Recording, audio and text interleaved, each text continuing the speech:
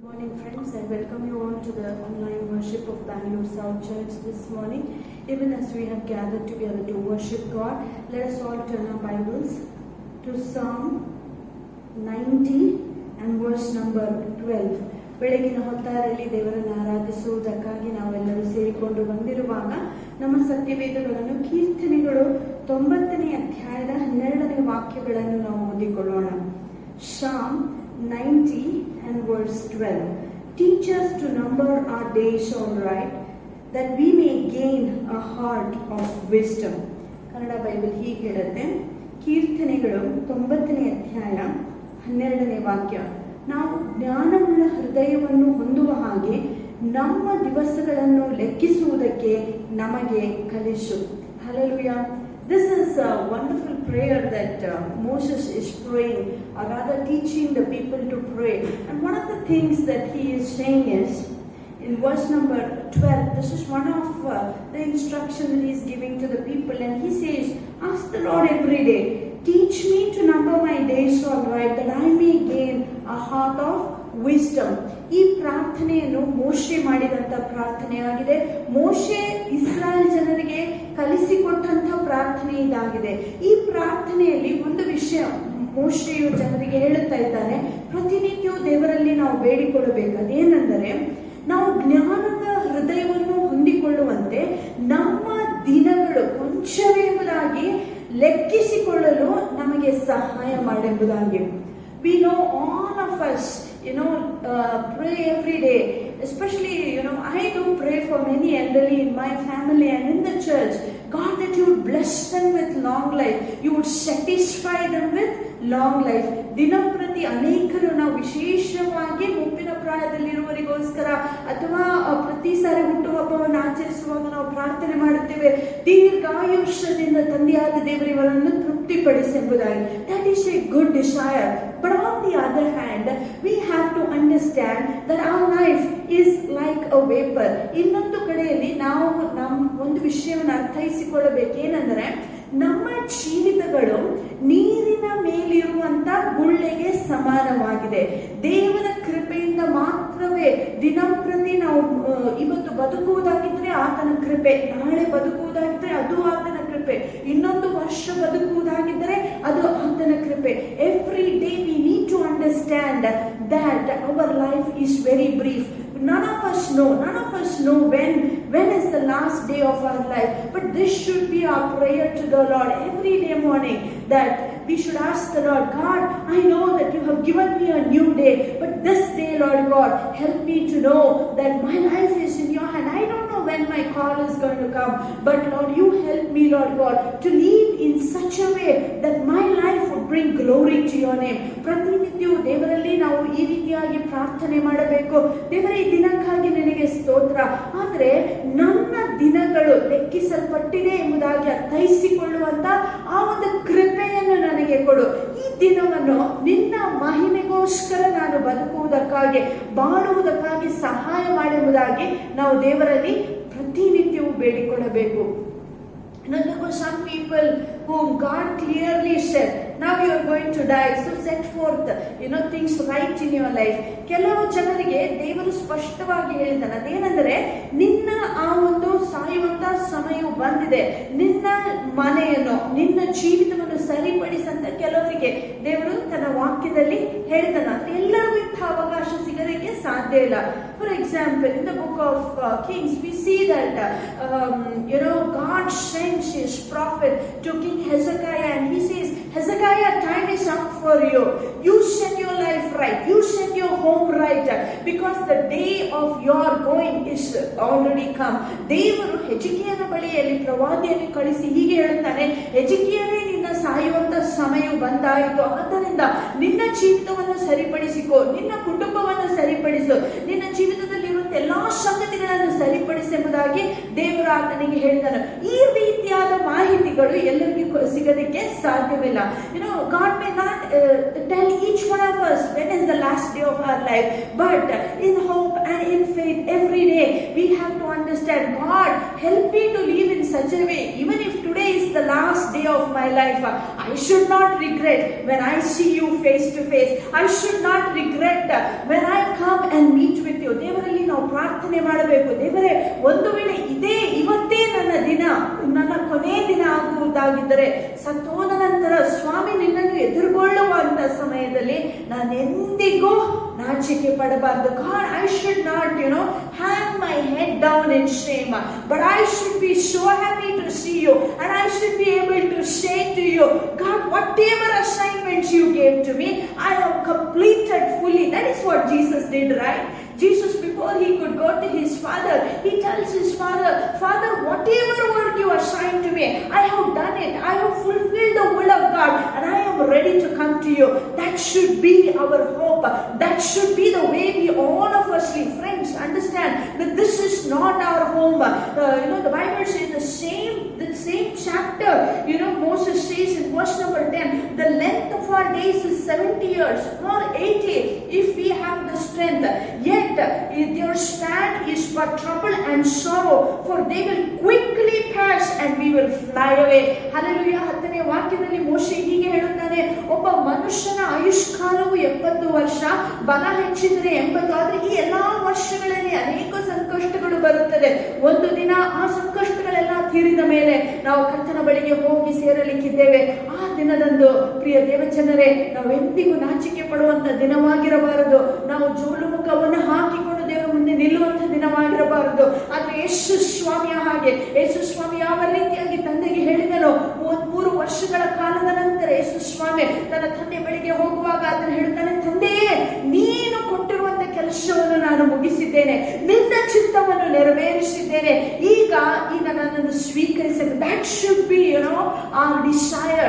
That should be our longing. And how wonderful it is going to be if we are going to, live a life like that. How does it happen? Jesus is our greatest example.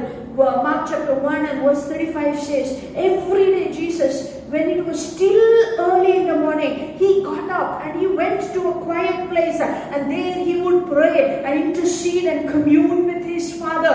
And he would ask probably his Father, Father, you give me the grace today to do your will. Give me the grace to fulfill your plan and purpose over my life. You give me the grace so that I would do what you want me to do. ಬಹುತೇಕವಾಗಿ ಯೇಸು ಸ್ವಾಮಿಯ ಜೀವಿತದ ನಾವೆಲ್ಲರೂ ಕಲಿಯಬೇಕು. ಯೇಸು ಸ್ವಾಮಿಯ ಬಗ್ಗೆ ಮಾರ್ಕನ ಸುವಾರ್ತೆ 1ನೇ ಅಧ್ಯಾಯ 25-35ನೇ ವಾಕ್ಯದಲ್ಲಿ ಹೀಗೆ ಬರೆಯಲ್ಪಟ್ಟಿದೆ, ಇನ್ನು ನಸುಕಿನಲ್ಲೇ ಹಗಲಿನಲ್ಲೇ ಯೇಸು ಸ್ವಾಮಿ ಅದನ್ನು ಮನೆಯಿಂದ ಆಚೆ ಹೋಗಿ ಒಂದು ಏಕಾಂತವಾದ ಸ್ಥಳಕ್ಕೆ ಹೋಗಿ ಅಲ್ಲಿ ತಂದೆಯ ಜೊತೆಯಲ್ಲಿ ಆತನು ಪ್ರಾರ್ಥನೆ ಮಾಡುತ್ತಾ ಇದ್ದಾನೆ, ತಂದೆ ಬಳಿಯಲ್ಲಿ ಬೇಡಿಕೊಳ್ಳುತ್ತಾನೆ. ಬಹುತೇಕವಾಗಿ ತಂದೆ ಬಳಿಯಲ್ಲಿ ಆತನು ಹೀಗೆ ಕೇಳುತ್ತಾ ಇರಬಹುದು, ತಂದೆ ಆದ ದೇವರೇ, ಈ ದಿನಕ್ಕಾಗಿ ನಿನಗೆ ಸ್ತೋತ್ರವಾಗಲಿ, ಈ ದಿನವನ್ನು ಕರ್ತನೆ ಕೊಟ್ಟಿದ್ದಕ್ಕಾಗಿ ಸ್ತೋತ್ರ. ಆದ್ರೆ ಈ ದಿನದಂದು ಸ್ವಾಮಿ ನಿನ್ನ ಚಿತ್ತವನ್ನು ಮಾಡುವುದಕ್ಕಾಗಿ ನನಗೆ ಸಹಾಯ ಮಾಡು, ನಿನ್ನ ಆ ಒಂದು ಮಾರ್ಗದಲ್ಲಿ ನಡೆಯುವುದಕ್ಕಾಗಿ ನನಗೆ ಸಹಾಯ ಮಾಡು, ನಿನ್ನ ಉದ್ದೇಶವನ್ನು ನೆರವೇರಿಸುವುದಕ್ಕೆ ಸಹಾಯ ಮಾಡು ಎಂಬುದಾಗಿ ಯೇಸು ಸ್ವಾಮಿ ತಂದೆ ಆದ ದೇವರಲ್ಲಿ ಬೇಡಿಕೊಳ್ಳುತ್ತಾ ಇದ್ದನು. ಅದೇ ರೀತಿಯಾಗಿ ನಾವು ಪ್ರತಿನಿತ್ಯವೂ ದೇವರ ಪ್ರಸನ್ನತೆಯಲ್ಲಿ ಬರುವಾಗ ನಮಗೆ ನಾವು ಮರುಜ್ಞಾಪಿಸಿಕೊಳ್ಳಬೇಕು. ನಾವು ಸತತವಾಗಿ ಇರುವುದಕ್ಕಾಗಿ ಭೂಮಿಯ ಮೇಲೆ ಕಳಿಸಲ್ಪಟ್ಟಿಲ್ಲ. ಪ್ರತಿಯೊಬ್ಬರಿಗೆ ಒಂದು ಕಾಲಾವಧಿಯನ್ನು ದೇವರ ಅನುಗ್ರಹಿಸಿಕೊಟ್ಟಿದ್ದಾನೆ. ಆದರೆ ಈ ಕಾಲಾವಧಿಯಲ್ಲಿ ನಾವು ದೇವರ ಮಹಿಮೆಗೋಸ್ಕರ ನಾವು ಬದುಕಬೇಕು. ಈ ಕಾಲಾವಧಿಯಲ್ಲಿ ಆತನ ಉದ್ದೇಶಗಳನ್ನು ನಾವು ನೆರವೇರಿಸಬೇಕು. ಈ ಕಾಲಾವಧಿಯಲ್ಲಿ ನಾವು ದೇವರು ನಮಗೆ ನೇಮಿಸಿರುವಂತ ಎಲ್ಲಾ ಕೆಲಸ ಕಾರ್ಯಗಳನ್ನು ಅತ್ಯುತ್ತಮವಾಗಿ ನಡೆಸುವುದಕ್ಕಾಗಿ ಪ್ರತಿನಿತ್ಯವೂ ದೇವರಲ್ಲಿ ಬೇಡಿಕೊಳ್ಳಬೇಕು. ನಮ್ಮ ಆ ಒಂದು ಸಮಯ ಈ ಭೂಮಿಯ ಮೇಲೆ ಅದು ಕೊಂಚವಾದ ಸಮಯವಾಗಿದೆ.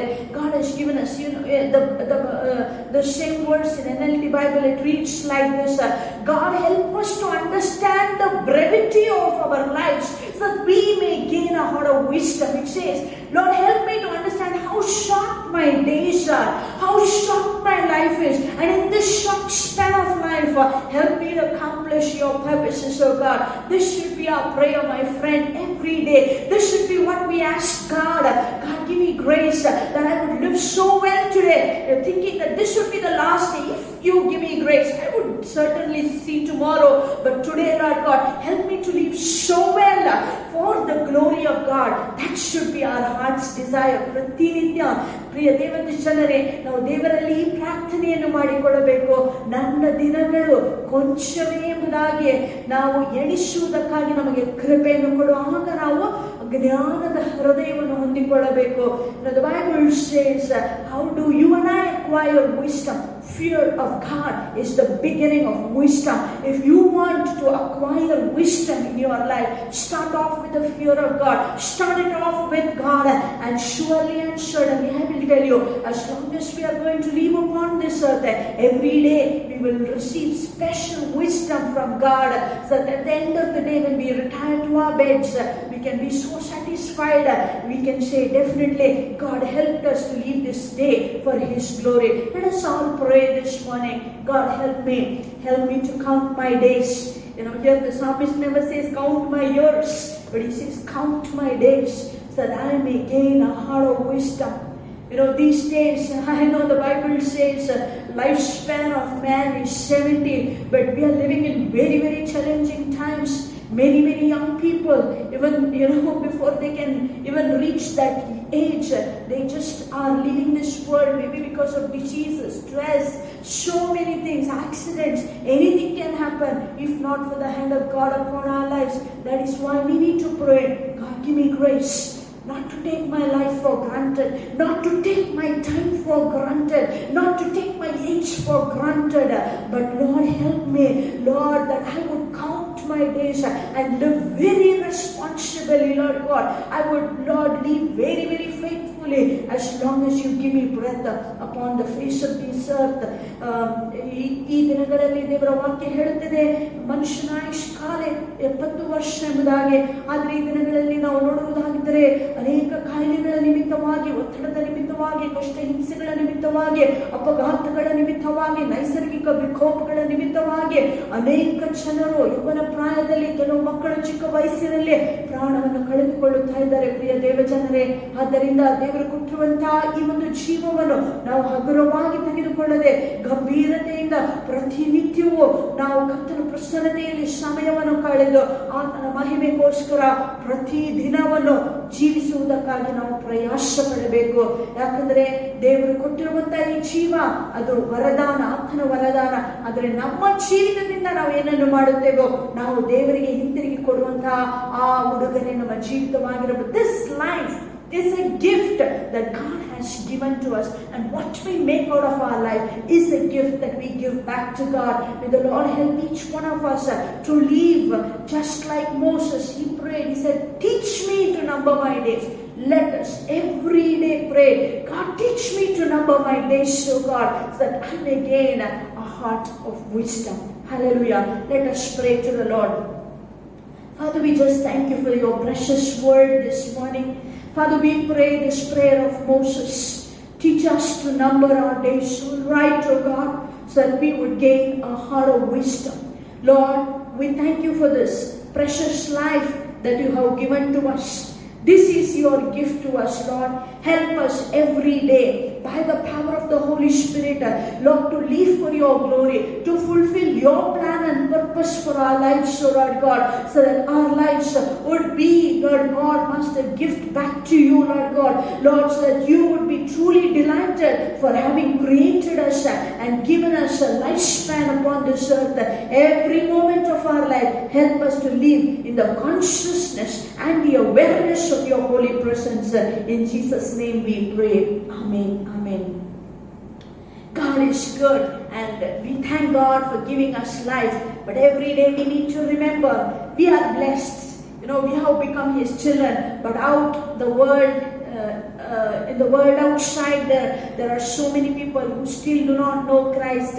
And time time is catching up and we are more and more closer and closer to the coming of Christ, and this should be our desire. God, give us the grace to understand that your time of coming is very near, and help us to speak about you to as many people as possible through our lips and through our lives. So God, help us to glorify you. ಕರ್ತನಲ್ಲಿ ನಾವು ಬೇಡಿಕೊಳ್ಳೋಣ, ದೇವರೇ ನಿನ್ನ ಬರೋಣವು ಅತಿ ಸಮೀಪವಾಗಿರುವಂತಹ ಸಮಯದಲ್ಲಿ ನಮ್ಮ ಜೀವಿತಗಳ ಮುಖಾಂತರ, ಜೀವಿತದ ಶೈಲಿಯ ಮುಖಾಂತರ, ನಮ್ಮ ಬಾಯಿಗಳ ಮುಖಾಂತರ ನಾವು ನಿನ್ನನ್ನು ಮಹಿಮೆ ಪಡಿಸುವುದಕ್ಕಾಗಿ ದೇವರೇ ನಮಗೆ ಸಹಾಯ ಮಾಡುವುದಾಗಿ ನಾವು ದೇವರಲ್ಲಿ ಬೇಡಿಕೊಳ್ಳೋಣ. ಹಾಡನ್ನು ಹಾಡೋಣ. ಸ್ವಲ್ಪ ಸಮಯ ಬಾಕಿ, ಸೇವೆಗೆ ಸಮಯ ಹಾಕಿ. ನಾವು ನಿಲ್ಲುವುದು ಬೇಡ, ಹಿಂದೆ ನೋಡುವುದು ಬೇಡ. ನಮ್ಮ ಜೊತೆಗಾರನು ಯೇಸು. ಹಲ್ಲೆಲೂಯಾ.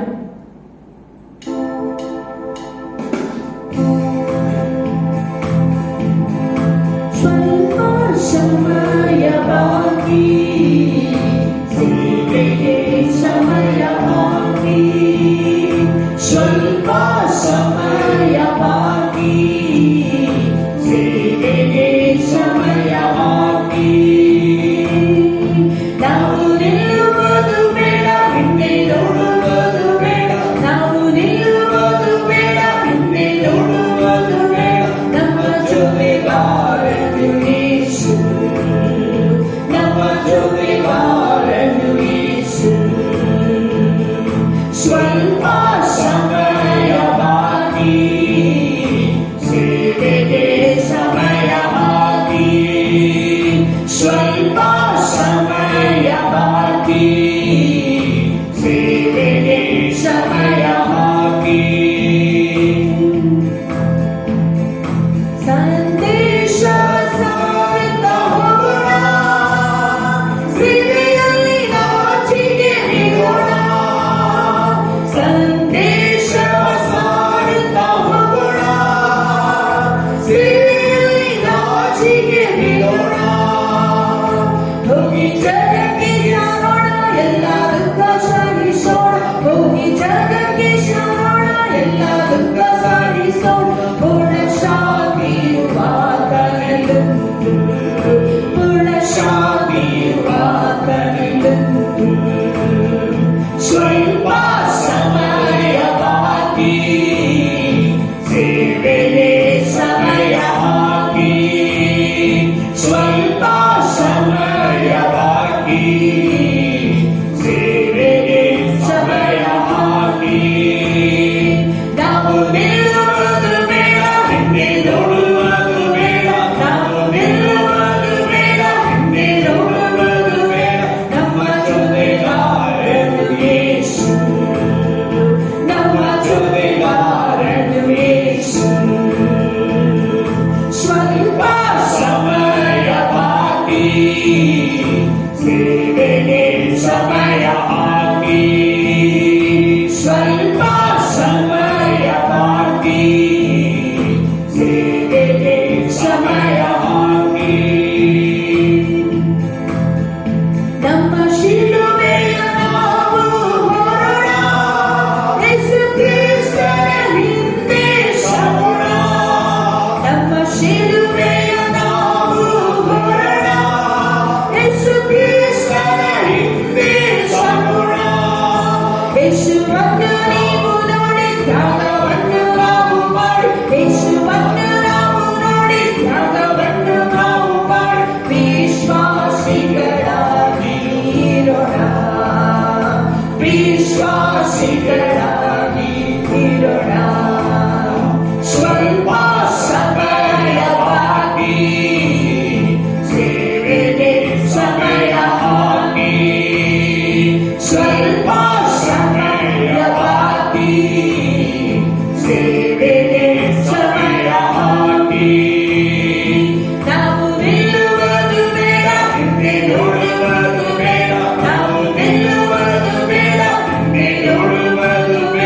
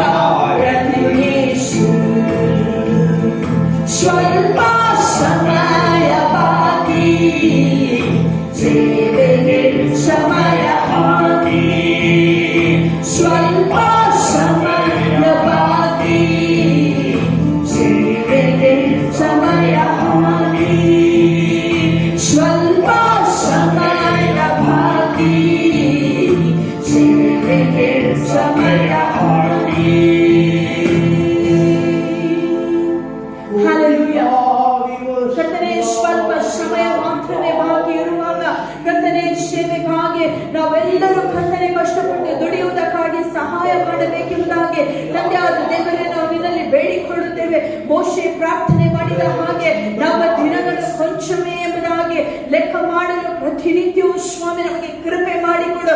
ಜ್ಞಾನದ ಹೃದಯವನ್ನು ಕೊಡು ಕರ್ತನೆ. ನಾವು ಮಾಡಿಕೊಳ್ಳುವಂತಹ ಎಲ್ಲ ಆಯ್ಕೆಗಳು ಪ್ರತಿನಿತ್ಯವೂ ಅದು ನಿನಗೆ ಮೆಚ್ಚುಗೆ ಆಗಿರುವಂತಹ ಆಯ್ಕೆಗಳಾಗಿರಲಿ. ನಮ್ಮ ತೀರ್ಮಾನಗಳನ್ನು ಆಶೀರ್ವದಿಸು ಕರ್ತನೆ. ನಾವು ತೆಗೆದುಕೊಳ್ಳುವಂತ ಎಲ್ಲ ನಿರ್ಧಾರಗಳು ದೇವರೇ ನಿನ್ನ ರಾಜ್ಯದ ವಿಸ್ತರಣೆಯ ನಿರ್ಧಾರಗಳಾಗಿರಲಿ ಎಂಬುದಾಗಿ ದೇವರೇ ನಾವು ನಿನ್ನಲ್ಲಿ ಬೇಡಿಕೊಳ್ಳುತ್ತೇವೆ ಕರ್ತನೆ. ಈ ಒಂದು ಜೀವನ ಯಾತ್ರೆಯಲ್ಲಿ ಪ್ರತಿನಿತ್ಯವೂ ಕರ್ತನೆ ನಮ್ಮ ಶಿಲುಬೆಯನ್ನು ಹೊತ್ತಿಕೊಂಡು ಕರ್ತನೆ ನಿನ್ನ ಹಿಂದೆ ಸಾಗುವುದಕ್ಕಾಗಿ ಸಹಾಯಿಸು. ನೀನು ತಾನೇ ವಾಗ್ದಾನ ಮಾಡಿದ್ಯಲ್ಲಪ್ಪ, ಯುಗದ ಸಮಾಪ್ತಿಯವರೆಗೆ ನಿಮ್ಮ ಜೊತೆಯಲ್ಲಿ ಇರುತ್ತೇನೆ ಎಂಬುದಾಗಿ ಕರ್ತನೆ. ನೀನು ಎಂದಿಗೂ ನಮ್ಮನ್ನು ಕೈ ಬಿಡುವಂತಹ ದೇವರಲ್ಲ ಸ್ವಾಮಿ, ತೊರೆಯುವ ದೇವರಲ್ಲ. ಆದರೆ ಸ್ವಾಮಿ ನೀನೇ ನಮ್ಮ ಜೊತೆಯಲ್ಲಿ ಇದ್ದೀಯ ಎಂಬ ಆ ಒಂದು ಕರ್ತನೆ ಆಶ್ವಾಸನೆಯನ್ನು ಹೊಂದಿಕೊಂಡು ಕರ್ತನೆ ಪ್ರಾಮಾಣಿಕತೆಯಿಂದ ಈ ಒಂದು ಜೀವನದ ಯಾತ್ರೆಯನ್ನು ಕರ್ತನೆ ಸಾಗಿಸುವುದಕ್ಕಾಗಿ ನಮ್ಮೆಲ್ಲರಿಗೆ ಸಹಾಯ ಮಾಡು. ಪ್ರತಿನಿತ್ಯವೂ ಕರ್ತನೆ ನೀನು ಸಹಾಯ ಮಾಡುವುದಾಗಿದ್ದರೆ ಅನೇಕರಿಗೆ ಸುವಾರ್ತೆಯನ್ನು ಹಂಚಿ ಅನೇಕ ಆತ್ಮಗಳನ್ನು ನಿನ್ನ ರಾಜ್ಯಕ್ಕೆ ಸೇರ್ಪಡೆ ಆಗುವುದನ್ನು ನೋಡುವುದಕ್ಕಾಗಿ ನಮ್ಮೆಲ್ಲರಿಗೆ ಸಹಾಯ ಮಾಡ್ರಿ ಎಂಬುದಾಗಿ ದೇವರೇ ನಾವು ಬೇಡಿಕೊಳ್ಳುತ್ತೇವೆ. ನಿಮ್ಮ ಬರೋಣವು ಅತಿ ಸಮೀಪವಾಗಿರುವಾಗ ಅಪ್ಪ ನಮ್ಮ ನಡೆನುಡಿಯ ಮುಖಾಂತರ ನಿನ್ನನ್ನು ಮಹಿಮೆ ಪಡಿಸುವುದಕ್ಕಾಗಿ ನಮಗೆ ಸಹಾಯ ಮಾಡು. ಪ್ರತಿನಿತ್ಯವೂ ಕರ್ತನೆ ಸುವಾರ್ತೆಯನ್ನು ಹಂಚುವಂತ ಆ ಭಾರವನ್ನು ನಮಗೆ ಕೊಡು. ಪ್ರತಿನಿತ್ಯವೂ ಅನೇಕ ಆತ್ಮಗಳು ಕರ್ತನೆ ನಿನ್ನ ರಾಜ್ಯಕ್ಕೆ ಸೇರ್ಪಡೆ ಆಗುವುದನ್ನು ನೋಡುವುದಕ್ಕಾಗಿ ಸಹಾಯ ಮಾಡು. ಇದಕ್ಕಾಗಿ ಸ್ವಾಮಿ ನಂಬಿಗಸ್ತಿಕೆಯಿಂದ ಯೇಸುವಿನ ಹಾಗೆ ಕರ್ತನೆ ಪ್ರತಿನಿತ್ಯ ನಿನ್ನನ್ನೇ ಬೇಡಿಕೊಂಡು ಕರ್ತನೆ ನಾವು ಬಲವನ್ನು ಹೊಂದಿಕೊಳ್ಳುವುದಕ್ಕಾಗಿ ಸಹಾಯ ಮಾಡಬೇಕೆಂಬುದಾಗಿ ಯೇಸು ನಾಮದಲ್ಲಿ ಬೇಡಿ ಹೊಂದಿದ್ದೇವೆ ತಂದೆ ಆದ ದೇವರೇ. ಆಮೇನ್, ಆಮೇನ್, ಆಮೇನ್, ಆಮೇನ್. We're going to sing the song. Come, now is the time to worship. Now is the time to give our hearts to the Lord. Come just as you are to worship, because we know that Christ is coming very, very soon, and this is an invite that He is giving to you. Come and worship Him, because when we learn to be worshippers in this world, when we go and meet with Him, when we go to that better place, we have no other better job but to worship Him consistently and constantly. The Bible says one day every tongue will confess that He is God. One day every knee shall bow. But the greatest treasure is for those who do it right now. So let us bow down our knees. Let us raise our hands up and confess with our lips, Christ is the hope for our nation. Come, now is the time to worship.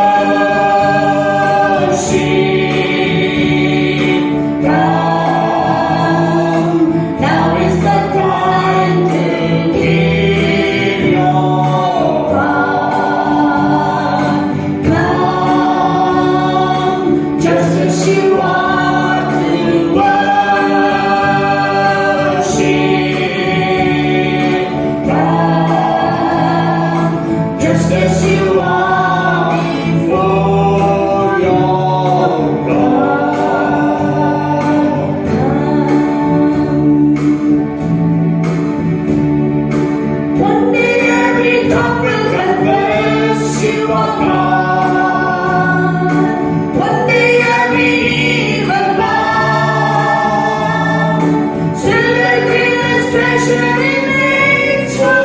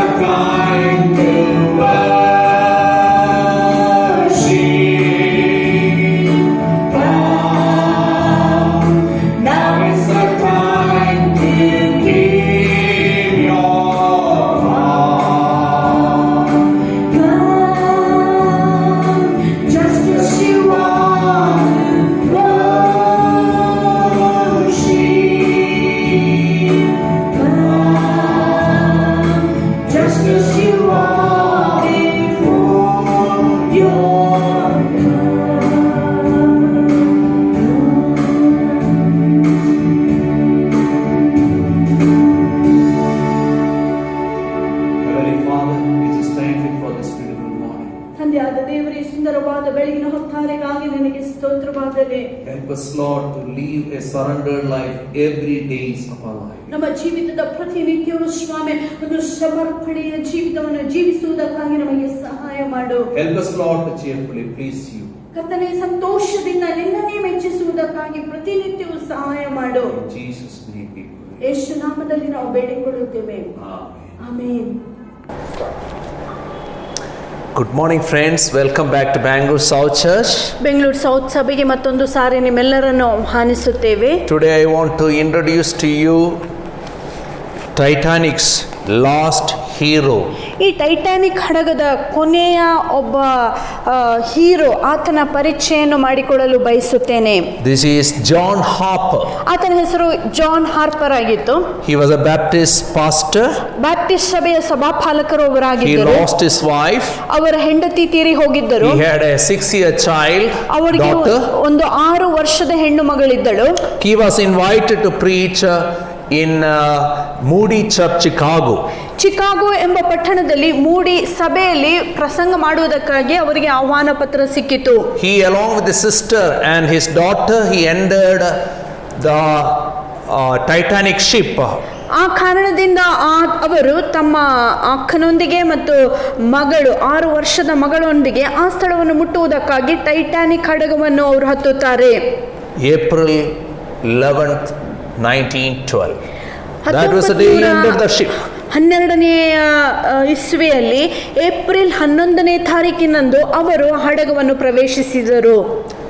April 14th, that night, ಆ ರಾತ್ರಿ April 14ನೇ ತಾರೀಕಿನಂದು there was people partying. ಆ ಸ್ಥಳದಲ್ಲಿ Titanic ಹಡಗದಲ್ಲಿ ಅನೇಕರು ಮನೋರಂಜನೆಯಲ್ಲಿ ಒಳಗಾಗಿದ್ದರು. People were enjoying good food. ಅನೇಕರು ಉತ್ತಮವಾದ ಊಟವನ್ನು ಅಲ್ಲಿ ಆನಂದಿಸುತ್ತಿದ್ದರು. Things were going business as usual. ಎಲ್ಲಾ ಸಂಗತಿಗಳು ಯಥಾಬದ್ಧವಾಗಿ ನಡೆಯುತ್ತಾ ಇದ್ದವು. This godly man John Harper put his daughter to sleep. ಈ ದೈವ ಭಕ್ತನಾದ ಜಾನ್ ಹಾರ್ಪರ್ ಎಂಬ ಈ ವ್ಯಕ್ತಿಯು ಮಗಳನ್ನು ಮಲಗಿಸಿದ ನಂತರ And he knelt down to pray that night. ಆ ರಾತ್ರಿ ಅಂದು ಅವರು ಪ್ರಾರ್ಥನೆಗಾಗಿ ಮೊಣಕಾಲು ಊರುತ್ತಾರೆ. Verse 11:45. ಅದು ಒಂದು 11:45 ಆಗಿತ್ತು. People thought Titanic was unsinkable, but it started singing. ಆ ಜನರು ಆ ದಿನದಂದು ಅಂದುಕೊಂಡಿದ್ದೇನೆಂದ್ರೆ ಈ ಹಡಗು ಮುಳುಗುವುದಕ್ಕೆ ಸಾಧ್ಯವೇ ಇಲ್ಲ ಎಂಬುದಾಗಿ. ಆದರೆ ಒಂದು ಅಪಘಾತದ ನಿಮಿತ್ತವಾಗಿ ಅಂದು ಅದು ಮುಳುಗಲಾರಂಭಿಸಿತು. Things were going topsy-turvy. ಎಲ್ಲಾ ಸಂಗತಿಗಳು ಅಲ್ಲೋಲ ಕಲ್ಲೋಲವಾಗಿ ನಡೆಯುತ್ತಂತ ವೇಳೆಯಲ್ಲಿ This dear man of God put his daughter into boat number 11. ಈ ಒಬ್ಬ ದೇವ ಮನುಷ್ಯನು ತನ್ನ ಒಬ್ಬಳೆ ಮಗನನ್ನು, ಆತನ ಮಗಳನ್ನು ಬೋಟ್ 11 ಆ ಬೋಟಿನಲ್ಲಿ ಆತನು ಕಳಿಸುತ್ತಾನೆ. And he was proclaiming gospel to each and every one. ಅಲ್ಲಿ ಇರುವಂತ ಹಡಗದಲ್ಲಿ ಇರುವಂತ ಪ್ರತಿಯೊಬ್ಬರ ಜೊತೆಯಲ್ಲಿ ಸುವಾರ್ತೆ ಸಾರುತ್ತಾ ಇದ್ದನು. Till his last moment. ಆತನ ಕೊನೆ ಉಸಿರಿನ ತನಕ He shared gospel to everybody. ಅಲ್ಲಿ ಇರುವಂತ ಪ್ರತಿಯೊಬ್ಬರ ಬಳಿಯಲ್ಲಿ ಅವರು ಸುವಾರ್ತೆಯನ್ನು ಹಂಚುತ್ತಾ ಇದ್ದರು. And that day 1,517 people lost life. ಆ ದಿನದಂದು 1,775 ಜನರು ತೀರಿ ಹೋದರು. John Harper also lost his life. John Harper ಅವರು ಸಹ ತೀರಿ ಹೋದರು. You can read his story in the Titanic's last hero.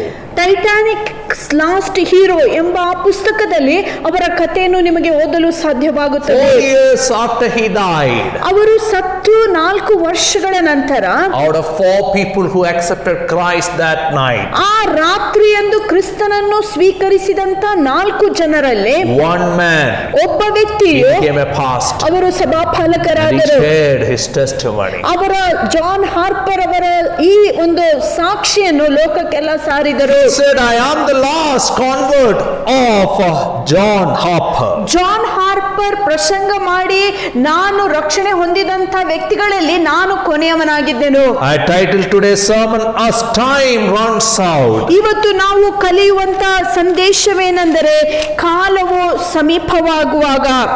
Today our focus is 1 Peter chapter 4, 1-11. ನಾವು ಇಂದು ಕಲಿಯುವಂತ ಸಂದೇಶ 1 ಪೇತ್ರ 4ನೇ ಅಧ್ಯಾಯ 1ನೇ ವಾಕ್ಯದಿಂದ 11ನೇ ವಾಕ್ಯದವರೆಗೆ.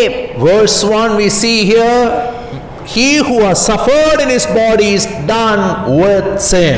ಒಂದನೇ ವಾಕ್ಯದಲ್ಲಿ ನಾವು ಹೀಗೆ ಓದುತ್ತೇವೆ, ಏಕೆಂದರೆ ಶರೀರದಲ್ಲಿ ಬಾಧೆ ಪಟ್ಟವನ ಪಾಪ ಮಾಡುವುದನ್ನು ನಿಲ್ಲಿಸಿ ಬಿಡುತ್ತಾನೆ. What is the suffering Peter is talking about? ಪೇತ್ರನು ಹೇಳುವಂತ ಈ ಒಂದು ಬಾಧೆ ಯಾವುದಾಗಿದೆ? He is not talking about cancer you are suffering. ನೀವು ಒಂದು ವೇಳೆ ಕ್ಯಾನ್ಸರ್ ಕಾಯಿಲೆ ಅನ್ನು ಅನುಭವಿಸುತ್ತಿದ್ದರೆ ಅದು ಬಾಧೆವಲ್ಲ. In an accident you broke your legs and then you are repenting for your lost years. ನೀವು ಅಪಘಾತದ ನಿಮಿತ್ತವಾಗಿ ಕಾಲು ಮುರಿದು ಹೋಗುವಂತ ಸಮಯದಲ್ಲಿ ಹಾಳಾಗಿರುವಂತ ಎಲ್ಲಾ ದಿನಗಳ ಕುರಿತಾಗಿ ನೀವು ವಿಷಾದ ಪಡುವುದು ಅದು ಬಾಧೆಯಲ್ಲ. The context very clearly shows us. ಆದ್ರೆ ಇಲ್ಲಿ ಆತನು ಹೇಳುವಂತ ವಿಷಯ ಬಹಳಷ್ಟು ಸ್ಪಷ್ಟವಾಗಿ ತೋರಿಸುತ್ತಾ ಇದೆ. 1 Peter 3 verse 14. 1 ಪೇತ್ರ 3ನೇ ಅಧ್ಯಾಯ 14ನೇ ವಾಕ್ಯ. But even if you should suffer for what is right, you are blessed. ನೀವು ನೀತಿಯ ನಿಮಿತ್ತವಾಗಿ ಬಾಧೆ ಪಟ್ಟರೆ ನಿಮಗೆ ಆಶೀರ್ವಾದವಾಗುವುದು. Verse 17 is better if it is God's will to suffer for doing good than for doing evil. 17ನೇ ವಾಕ್ಯ, ಕೆಟ್ಟ ನಡತೆ ಉಳ್ಳವರಾಗಿ ಬಾಧೆ ಪಡುವಕ್ಕಿಂತ ಒಳ್ಳೆ ನಡತೆ ಉಳ್ಳವರಾಗಿಯೇ ದೇವರ ಚಿತ್ತವಿದ್ದರೆ ಬಾಧೆ ಪಡುವುದು ಲೇಸು. Verse 18, for Christ died for sins once for all, the righteous for the unrighteous, to bring you to God. He was put to death in body but made alive by the Spirit. 18ನೇ ವಾಕ್ಯ, ಕ್ರಿಸ್ತನು ಸಹ ನೀತಿವಂತನಾಗಿದ್ದು ಅನೀತಿವಂತರಾದ ನಮ್ಮನ್ನು ದೇವರ ಬಳಿಗೆ ತರುವುದಕ್ಕಾಗಿ ಪಾಪಕ್ಕೋಸ್ಕರ ಒಂದೇ ಸಾರಿ ಬಾಧೆಪಟ್ಟು ಶರೀರದಲ್ಲಿ ಕೊಲ್ಲಲ್ಪಟ್ಟನು, ಆತ್ಮನಿಂದ ಬದುಕಿದವನಾದನು. What is Peter talking about? ಪೇತ್ರನು ಹೇಳುವಂತ ವಿಷಯವೇನಾಗಿದೆ? He is talking about suffering for doing the right thing. ನಾವು ಒಳ್ಳೆ ನಡತೆ ಹೊಂದಿ ಒಳ್ಳೆ ಸಂಗತಿಗಳನ್ನು ಮಾಡಿದ ನಂತರ ಬಾಧೆಯನ್ನು ಅನುಭವಿಸುವುದರ ಕುರಿತಾಗಿ ಆತನು ಹೇಳುತ್ತಿದ್ದಾನೆ. When you follow Christ, you will suffer for doing right thing, but that time you should have the attitude of Jesus Christ. ಕ್ರಿಸ್ತನನ್ನು ನೀವು ಅನುಸರಿಸಿ ಕ್ರಿಸ್ತನನ್ನು ಹಿಂಬಾಲಿಸುವಂತ ಸಮಯದಲ್ಲಿ ಒಳ್ಳೆ ನಡತೆ ಉಳ್ಳವರಾಗಿದ್ದರೂ ಸಹ ನೀವು ಕೆಲವೊಂದು ಸಾರಿ ಬಾಧೆಯನ್ನು ಅನುಭವಿಸಲು ಸಾಧ್ಯವಿದೆ. ಆದರೆ ಆ ಬಾಧೆಯನ್ನು ಅನುಭವಿಸುವಾಗ ನಿಮ್ಮ ಆ ಮನೋಭಾವನೆಯು ಕ್ರಿಸ್ತನ ಹಾಗಿರಬೇಕು. 1 Peter 1 verse 7, Peter already highlighted that. 1 ಪೇತ್ರ 1:7 ಪೇತ್ರನು ಆಗಲೇ ಆ ವಿಷಯವನ್ನು ಹೇಳಿದ್ದಾನೆ. This how comes so that your faith of greater worth than gold, which perishes even though refined by fire, may be proved genuine and may result in praise, glory, honor when Jesus Christ is revealed. ಬಂಗಾರಕ್ಕಿಂತ ಬಹು ಅಮೂಲ್ಯವಾಗಿರುವ ನಿಮ್ಮ ನಂಬಿಕೆಯು ಈ ಕಷ್ಟಗಳಿಂದ ಶೋಧಿತವಾಗಿ ಯೇಸು ಕ್ರಿಸ್ತನು ಪ್ರತ್ಯಕ್ಷನಾಗುವಾಗ ನಿಮಗೆ ಕೀರ್ತಿ, ಮಾನ, ಮಹಿಮೆಗಳನ್ನು ಉಂಟು ಮಾಡುವವು. When you go through injustice after injustice just because you are following Christ, ಕ್ರಿಸ್ತನನ್ನು ನೀವು ಹಿಂಬಾಲಿಸುತ್ತೀರಿ ಎಂಬ ಒಂದೇ ಕಾರಣದಿಂದ ಅನೇಕ ಅನ್ಯಾಯಗಳನ್ನು ನಿಮ್ಮ ಜೀವಿತದಲ್ಲಿ ನೀವು ಅನುಭವಿಸುವಾಗ, will you endure the suffering? ನೀವು ಆ ಒಂದು ಕಷ್ಟಗಳನ್ನು, ಬಾಧೆಗಳನ್ನು ಸಹಿಸಿಕೊಳ್ಳುತ್ತೀರೋ? Will you cheerfully please Jesus Christ in the midst of storms? ಈ ಎಲ್ಲಾ ಬಾಧೆಗಳ ಮಧ್ಯದಲ್ಲಿ ಯೇಸು ಕ್ರಿಸ್ತನನ್ನು ನೀವು ಸಂತೋಷಿಸುವುದಕ್ಕೆ ಸಿದ್ಧರಾಗಿದ್ದೀರೋ? As the time runs out, ಈ ಒಂದು ಸಮಯವು ಎಲ್ಲವುಗಳ ಅಂತ್ಯವು ಹತ್ತಿರವಾಗುವಾಗ urgency pops up in everyone's life. ಎಲ್ಲರ ಜೀವಿತದಲ್ಲಿ ಅವಸರವು ಅದು ಮುಂಬರುತ್ತದೆ. And that's what we saw in the Titanic ship. ಅದನ್ನೇ ನಾವು ಟೈಟಾನಿಕ್ ಹಡಗದಲ್ಲಿ ನಾವು ಗಮನಿಸುತ್ತೇವೆ. Time was running out, everybody was thinking to save their own lives. ಎಲ್ಲವೂ ಎಲ್ಲವುಗಳ ಅಂತ್ಯವು ಹತ್ತಿರವಾಗುವಾಗ ಪ್ರತಿಯೊಬ್ಬರು ತಮ್ಮ ಜೀವಿತವನ್ನು ಕಾಪಾಡಿಕೊಳ್ಳುವುದಕ್ಕೆ ಅಲ್ಲಿ ಓಡಾಡುತ್ತಿದ್ದರು. But one man of God, John Harper, his only aim was to win one more person to the Lord. ಆದ್ರೆ ಇಡೀ ಹಡಗದಲ್ಲಿ John Harper ಎಂಬ ಒಬ್ಬ ವ್ಯಕ್ತಿಯ ಒಂದೇ ಒಂದು ಉದ್ದೇಶ, ಒಂದು ಆಸೆ ಏನೆಂದರೆ ಎಷ್ಟು ಜನರನ್ನಾಗುತ್ತದೆ ಅಷ್ಟು ಜನರನ್ನು ಕ್ರಿಸ್ತನ ಆ ಒಂದು ರಾಜ್ಯಕ್ಕೆ ಸೇರ್ಪಡೆ ಮಾಡುವುದು. As time runs out, people behave in different ways. ಎಲ್ಲವುಗಳ ಅಂತ್ಯವು ಹತ್ತಿರವಾಗುವಂತ ಸಮಯದಲ್ಲಿ ಜನರು ವ್ಯತಿರಿಕ್ತವಾಗಿ ವರ್ತಿಸಲು ಆರಂಭಿಸುತ್ತಾರೆ. But today I will show you 3 types of people when time runs out.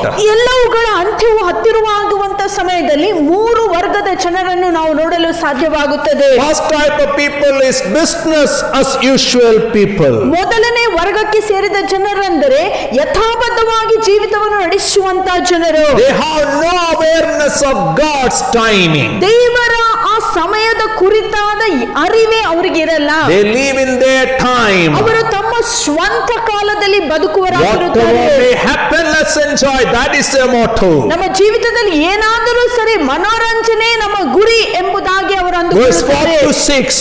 4ನೇ ವಾಕ್ಯದಿಂದ They 6ನೇ think ವಾಕ್ಯ. it strange that you do not plunge with them into the same flood of dissipation, and they heap abuse on you.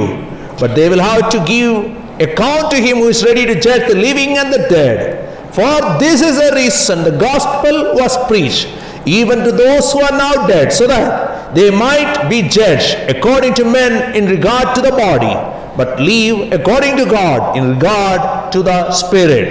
1 ಪೇತ್ರ 4ನೇ ಅಧ್ಯಾಯ 6ನೇ ವಾಕ್ಯದಿಂದ 6ನೇ ವಾಕ್ಯ ಹೀಗೆ ಹೇಳುತ್ತದೆ, ತಾವು ಮಾಡುವ ಅಪರಿಮಿತವಾದ ಪಟ್ಟಿಂಗತನದಲ್ಲಿ ನೀವು ಅವರೊಂದಿಗೆ ಓಡದೆ ಇದ್ದದ್ದಕ್ಕೆ ಅವರು ಆಶ್ಚರ್ಯಪಟ್ಟು ನಿಮ್ಮನ್ನು ದೂಷಿಸುತ್ತಾರೆ. ಅವರು ಬದುಕುವವರಿಗೂ ಸತ್ತುವರಿಗೂ ನ್ಯಾಯ ತೀರಿಸುವುದಕ್ಕಾಗಿ ಸಿದ್ಧವಾಗಿರುವ ಆತನಿಗೆ ಲೆಕ್ಕ ಒಪ್ಪಿಸುವರು. ಆ ಕಾರಣದಿಂದ ಸತ್ತವರು ಶರೀರದಲ್ಲಿ ಮನುಷ್ಯರಿಗೆ ತಕ್ಕಂತೆ ನ್ಯಾಯ ತೀರ್ಪನ್ನು ಹೊಂದಿ ಆತ್ಮದಲ್ಲಿ ದೇವರಿಗಾಗಿ ಜೀವಿಸುವಂತೆ ಅವರಿಗೆ ಸುವಾರ್ತೆ ಸಾರಲ್ಪಟ್ಟಿತು. They are like pig. ಅವರು ಈ ಹಂದಿಯ ಆಗಿದ್ದಾರೆ. Enjoy every pleasures of the world. ಲೋಕದ ಎಲ್ಲಾ ಮನೋರಂಜನೆಗಳನ್ನು ಆನಂದಿಸುವುದು. And they get shocked when you have left them.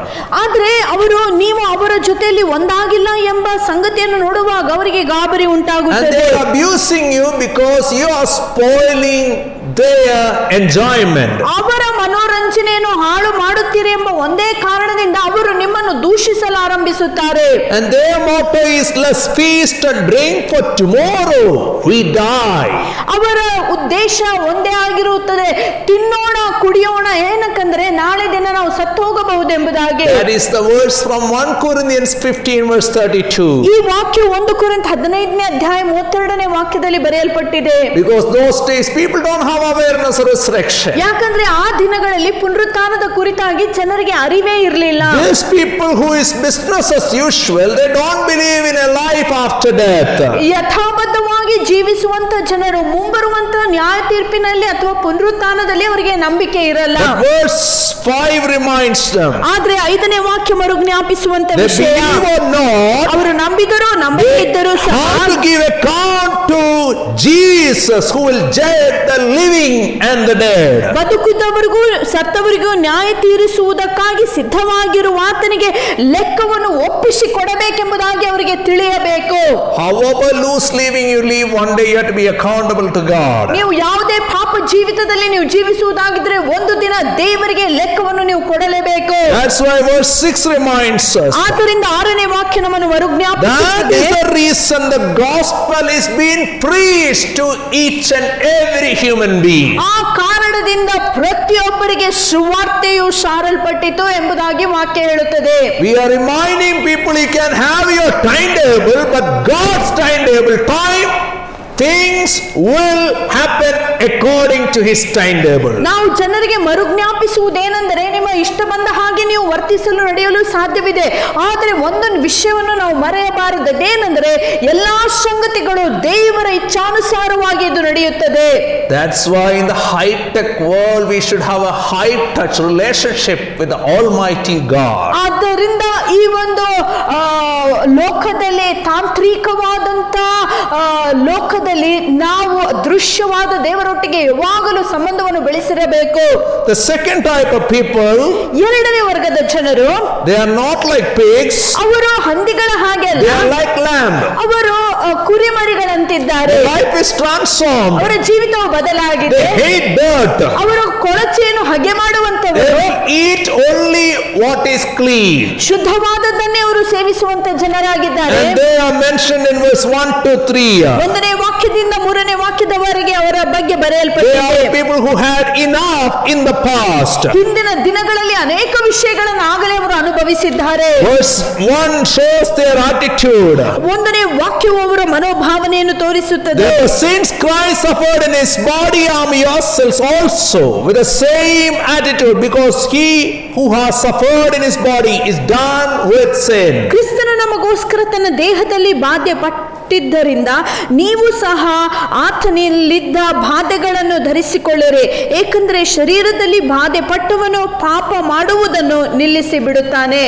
Their only aim is to please Christ. ಅವರ ಒಂದೇ ಒಂದು ಉದ್ದೇಶವೇನೆಂದರೆ ಕ್ರಿಸ್ತನನ್ನು ಮೆಚ್ಚಿಸಬೇಕು. Life or death, they have to live for Christ. ಮರಣವಾಗಲಿ ಜೀವವಾಗಲಿ ಕ್ರಿಸ್ತನಿಗೋಸ್ಕರ ಮಾತ್ರ ಅವರು To ಬದುಕಬೇಕು. please Christ, ಕ್ರಿಸ್ತನನ್ನು ಮೆಚ್ಚಿಸಬೇಕು. they know they have to embrace suffering. ಅವರಿಗೆ ಗೊತ್ತಿದೆ ಏನಂತಂದ್ರೆ ಅವರು ಈ ಕಷ್ಟಗಳನ್ನು ಅವರು ಸಹಿಸಿಕೊಳ್ಳುವರಾಗಿರಬೇಕು. And they have prepared themselves with an attitude of Jesus Christ. ಯೇಸು ಕ್ರಿಸ್ತನ ಮನೋಭಾವನೆಯಲ್ಲಿ ತಮ್ಮನ್ನೇ ತಾವು ಅವರು ಸಿದ್ಧ ಮಾಡಿಕೊಂಡಿದ್ದಾರೆ.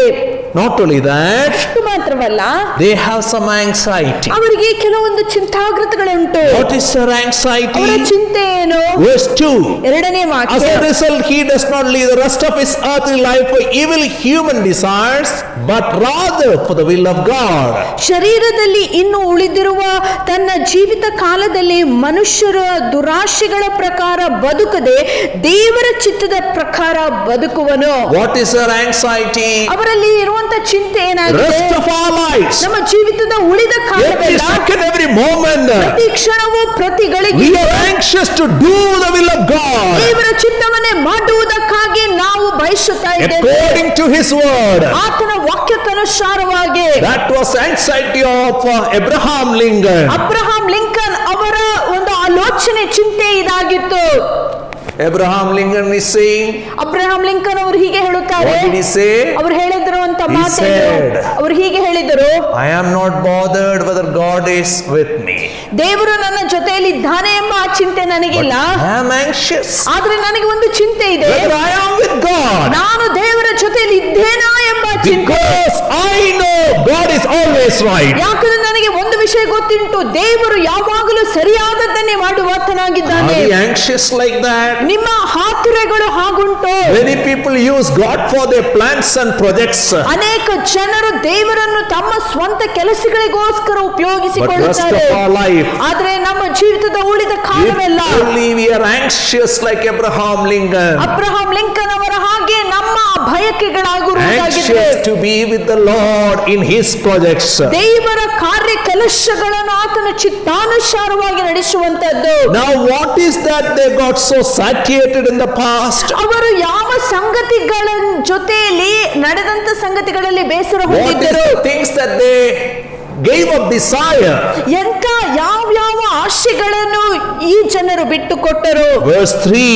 ಮೂರನೇ ವಾಕ್ಯ, For you have spent enough time in the past doing what pagans choose to do, living in debauchery, lust, drunkenness, orgies, carousing, and detestable idolatry. ಬಂಡತನ, ದುರಾಶೆಗಳು, ಕುಡುಕುತನ, ದುಂದು ಔತಣಗಳು, ಅಸಹ್ಯವಾದ ವಿಗ್ರಹಾರಾಧನೆಗಳು ಇವುಗಳನ್ನು ನಡೆಸುವುದರಲ್ಲಿಯೂ ಅನ್ಯ ಜನರಿಗೆ ಇಷ್ಟವಾದದ್ದನ್ನು ಮಾಡುವುದರಲ್ಲಿಯೂ ನಮ್ಮ ಜೀವಿತದಲ್ಲಿ ಕಳೆದು ಹೋದ ಕಾಲವೇ ಸಾಕು. They got satiated on things what non-Christians choose to do. ಅಕ್ರೈಸ್ತರು ಮಾಡುವಂತ ಸಂಗತಿಗಳನ್ನು ಮಾಡಿ ಅವರಿಗೆ ಸಾಕಾಯಿತು. They gave up the desires for all evil desires. ಅನೇಕ ಕೆಟ್ಟತನಕ್ಕೋಸ್ಕರ ಅವರಲ್ಲಿರುವಂತ ಬಯಕೆಗಳನ್ನೇ ಅವರು ಬಿಟ್ಟು Evil ಬಿಟ್ಟರು. desires taught them three realms. To use and abuse three realms: eating, drinking, and sex. ನಾವು ನೋಡುತ್ತೇವೆ ಮೂರು ಹಂತಗಳಲ್ಲಿ ಅವರು ಕೆಟ್ಟತನವನ್ನು ಬಿಟ್ಟು ಬಿಡುತ್ತಾರೆ. ಆ ಮೂರು ಹಂತಗಳೆಂದರೆ ತಿನ್ನುವುದು, ಕುಡಿಯುವುದು ಮತ್ತು ಲೈಂಗಿಕ ಸಂಬಂಧಗಳಲ್ಲಿ. But now they choose to please God. ಆದ್ರೆ ಈಗ ಅವರ ಆಯ್ಕೆಯು ದೇವರನ್ನು ಮೆಚ್ಚಿಸುವಂತ They ಆಯ್ಕೆಯಾಗಿದೆ. live in the perspective of eternity. ಅವರು ಮುಂಬರುವಂತ ನಿತ್ಯತ್ವದ ಮುನ್ನೋಟದಲ್ಲಿ ಅವರು ಬದುಕುತ್ತಾ ಇದ್ದಾರೆ. When the whole world in Noah's time, everybody is going business as usual. Here is Noah and his family living for the purposes of God. ನೋಹನ ದಿನಗಳಲ್ಲಿ ಇಡೀ ಲೋಕವು ತಮ್ಮ ಸ್ವಂತ ಇಷ್ಟಾರ್ಥಗಳನ್ನು ನೆರವೇರಿಸುವುದಕ್ಕಾಗಿ ಬದುಕುತ್ತಿರುವಾಗ ನೋಹನು ಮತ್ತು ಆತನ ಕುಟುಂಬದವರು ದೇವರನ್ನು ಮೆಚ್ಚಿಸುವುದಕ್ಕಾಗಿ ಬದುಕುತ್ತಿದ್ದಾರೆ. There are people who are not living in the awareness of God's timetable. ಕೆಲವು ಜನರು ದೇವರ ಆ ಕಾಲದಲ್ಲಿ ಬದುಕುವಂತಹ ಜನರಾಗಿಲ್ಲ. And there are people who start being aware of God's timetable and decided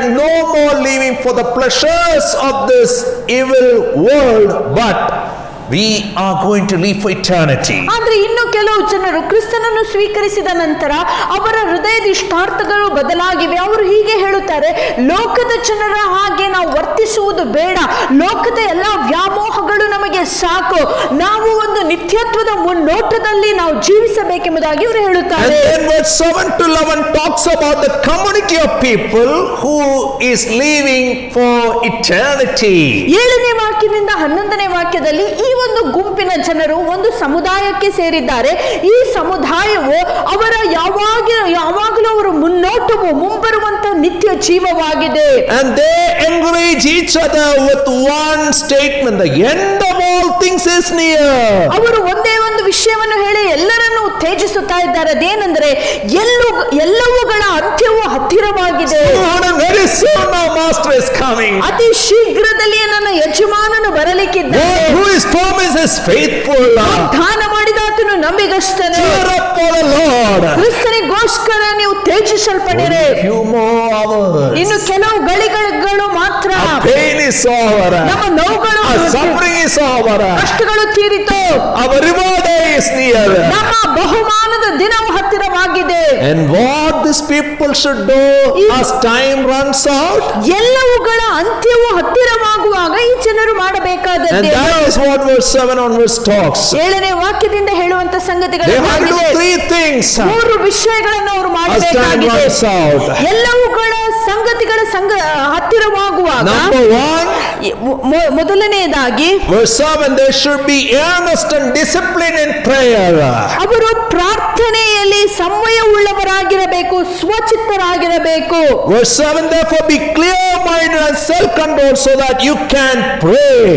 ಆ 7ನೇ ವಾಕ್ಯ, ಆದ್ದರಿಂದ ನೀವು ಸ್ವಚಿತ್ತರಾಗಿಯೂ ಸಂಯಮವುಳ್ಳವರಾಗಿಯೂ ಪ್ರಾರ್ಥನೆಗೆ ಸಿದ್ಧವಾಗಿರ್ರಿ. As time was running out, Jesus took Peter, James and John to Gethsemane to pray.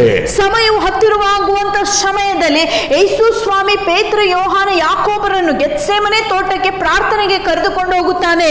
But Peter, James and John, all of them slept off.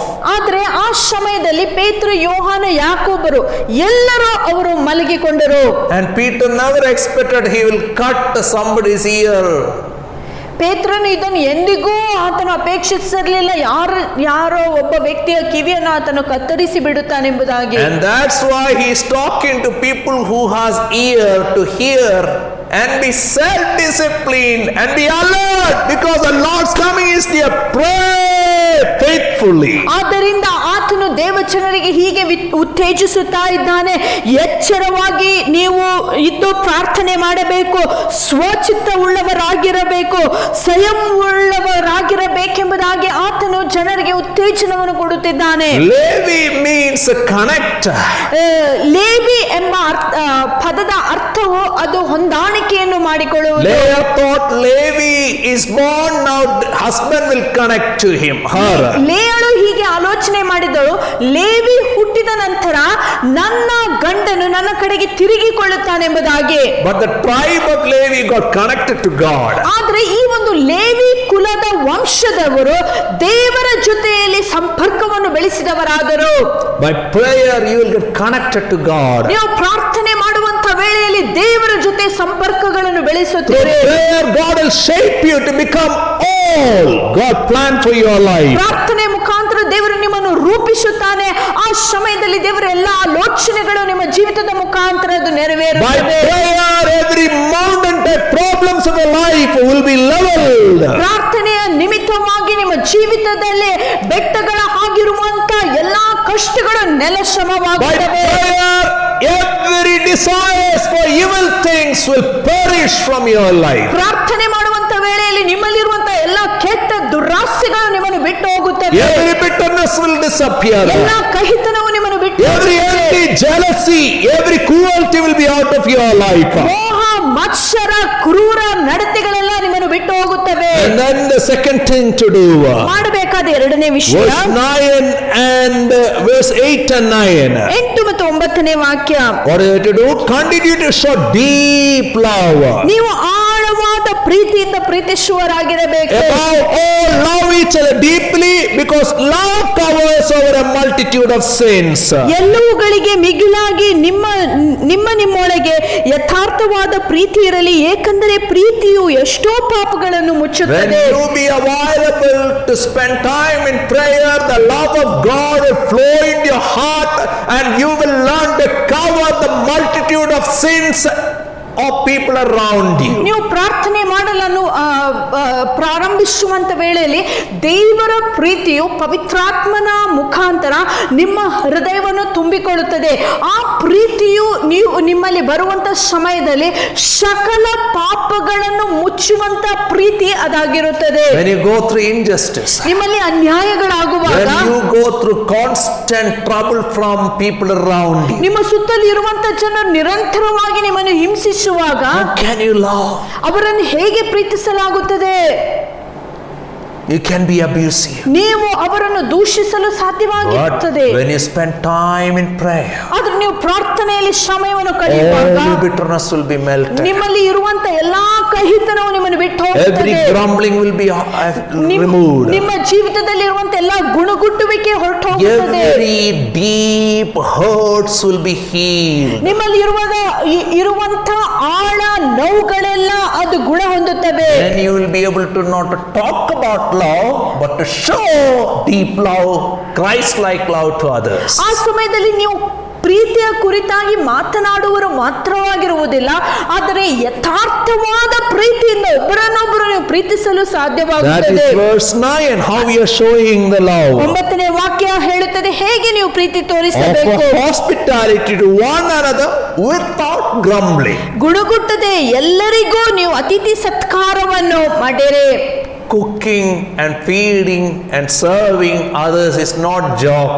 ನಾವು ಅಡಿಗೆ ಮಾಡಿ ಇತರರಿಗೆ ಊಟ ಕೊಡುವುದು ಅದು ಒಂದು ಸುಲಭವಾದಂತ ಕೆಲಸವಾಗಿರಲ್ಲ. Some people they feed, bless, while they cook, pressure cooker will be inside their heart. ಕೆಲವು ಜನರು ಅಡಿಗೆ ಮಾಡುತ್ತಾರೆ, ಇತರರಿಗೆ ಕೊಡುತ್ತಾರೆ, ಆದರೆ ಅಡಿಗೆ ಮಾಡುವಂತ ವೇಳೆಯಲ್ಲಿ ಅವರೊಳಗೆ ಒಂದು ಒತ್ತಡವು ಹೆಚ್ಚುತ್ತಲೇ ಇರುತ್ತದೆ. They will be grumbling inside and then outside. ಅವರು ಒಳಗೆ ಹೊರಗೆ ಗುಣಗುಟ್ಟುವಂತ ಜನರಾಗಿರುತ್ತಾರೆ. When you are filled with God's presence, you will be able to bless others without any expectation of reward. ಆದರೆ ನೀವು ದೇವರ ಪ್ರೀತಿಯಿಂದ ತುಂಬಿಸಲ್ಪಡುವಂತ ವೇಳೆಯಲ್ಲಿ ಇತರರು ನಿಮಗೆ ಪ್ರತಿಯಾಗಿ ಆಶೀರ್ವಾದ ಮಾಡದಿದ್ದರೂ ಸಹ ನೀವು ಕೃತಜ್ಞತೆಯ ಹೃದಯ ಉಳ್ಳವರಾಗಿ ಯಥಾರ್ಥ ಪ್ರೀತಿಯಿಂದ ನೀವು ಅವರಿಗೆ ಅತಿಥಿ ಸತ್ಕಾರ ಮಾಡಲು ಸಾಧ್ಯವಾಗುತ್ತದೆ. Third thing, ಮೂರನೇ ವಿಷಯ, after prayer and showing deep love, third thing is to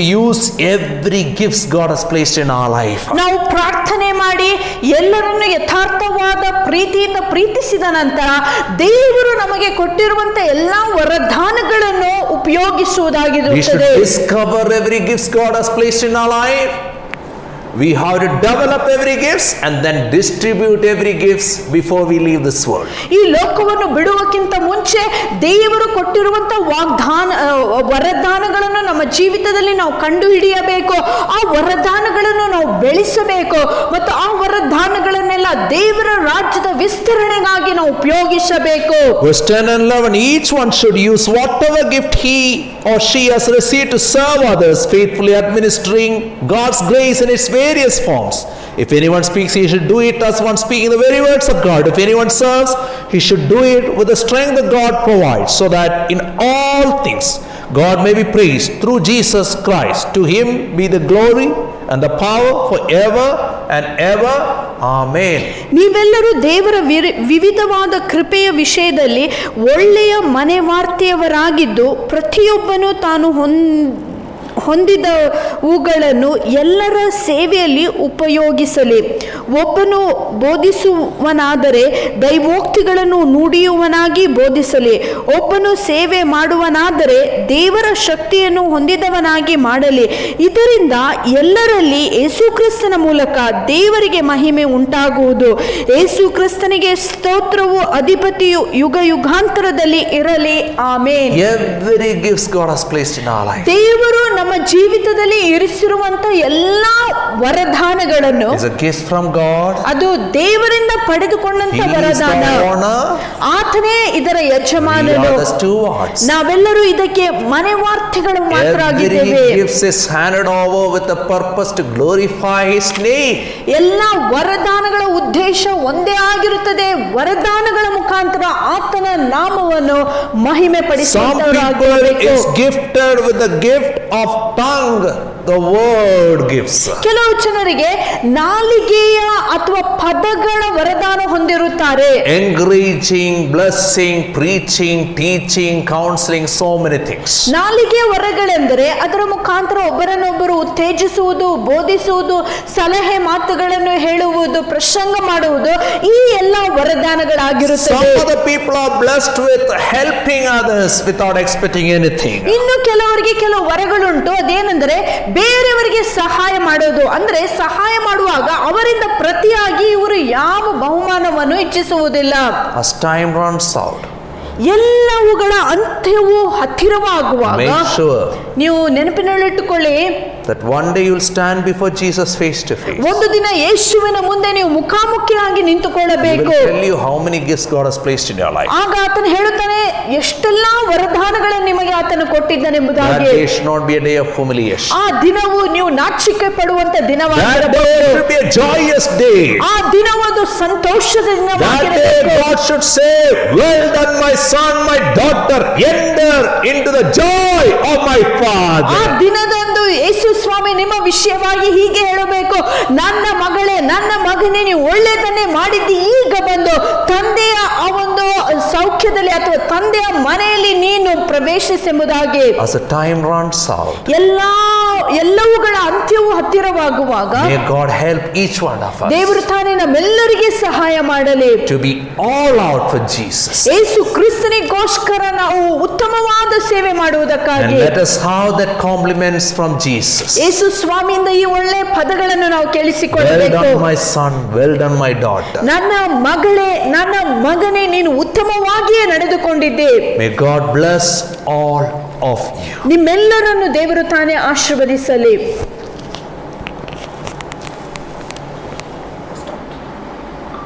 This morning, even as the Lord has spoken to us and ministered to us, let us tell the Lord, God, all that I am, all that I have, all that I ever hope to be, God, it should be for you and you alone. ಬೆಳಗಿನ ಹೊತ್ತಾರೆಯಲ್ಲಿ ದೇವರಾಗಲೇ ನಮ್ಮ ಜೊತೆಯಲ್ಲಿ ಮಾತನಾಡುತ್ತಿರುವಾಗ ಎಲ್ಲ ಸಂಗತಿಗಳ ಅಂತ್ಯವು ಹತ್ತಿರವಾಗುವಾಗ ಯೇಸು ಸ್ವಾಮಿಗೆ ನಾವು ಹೀಗೆ ಹೇಳೋಣ, ಯೇಸು ಸ್ವಾಮಿ, ನನ್ನಲ್ಲಿದ್ದದ್ದೆಲ್ಲ ಸ್ವಾಮಿ, ಮಾಡುವಂತೆಲ್ಲ ಸಂಗತಿಗಳು, ನಿರೀಕ್ಷಿಸುವಂತ ಎಲ್ಲ ವಿಷಯಗಳನ್ನು ನಿನ್ನ ಕೈಲಿ ನಾನು ಒಪ್ಪಿಸಿಕೊಡುತ್ತೇನೆ.